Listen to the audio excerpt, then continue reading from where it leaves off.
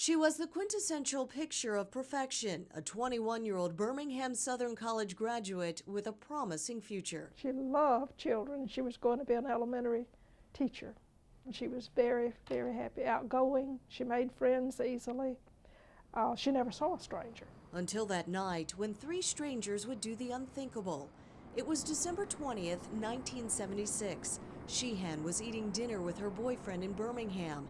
They needed salad dressing, so she left to make a quick trip to the store. She never came back. They said, Quinette's missing. Back home in Clio, her family got the news. Her mother still vividly recalls that night. It was the coldest night I can ever remember.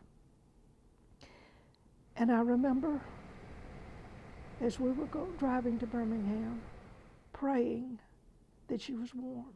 The next day, the frozen, nude body of her daughter was found. And I remember my first thoughts is, please let them find whoever did it and let them tell me why.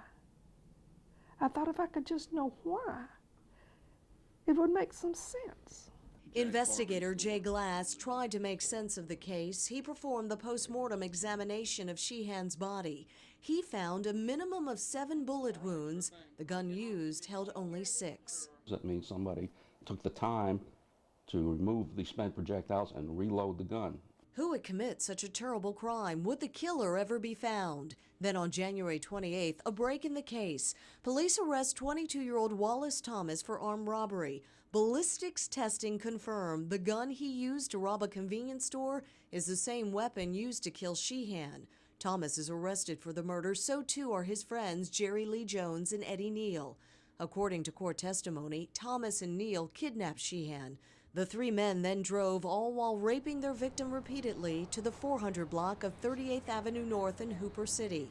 The entire time, Shehane pleaded for her life. How painful was that going through these trials, hearing the testimony again? I don't think I can describe that. It's an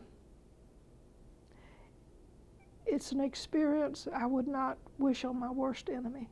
Thomas was found guilty and executed for the crime. I was hoping before when Thomas, his last hours, that he would ask for forgiveness, but he didn't. Neal and Jones were also found guilty and sentenced to death, but a judge commuted their sentences to life in prison, Neal without parole. Jones, who is now eligible for parole, declined our request for an interview about his pending parole hearing. But in previous testimony, Jones maintains that on the night Quinette Shehane was fatally shot, her body dumped here in this wooded area, he wanted to stop the shooting, but said he feared for his life. And he tries to say that he was the innocent Boy Scout, even if he didn't rape her, which I think he did. I think they all took turns raping her. But he was a willing participant, let me tell you. What if they do release him? Then what? I don't know what I will do. What would you like the parole board to know? I'd like them to know who Quinette was, what a good person she was, what an innocent person she was.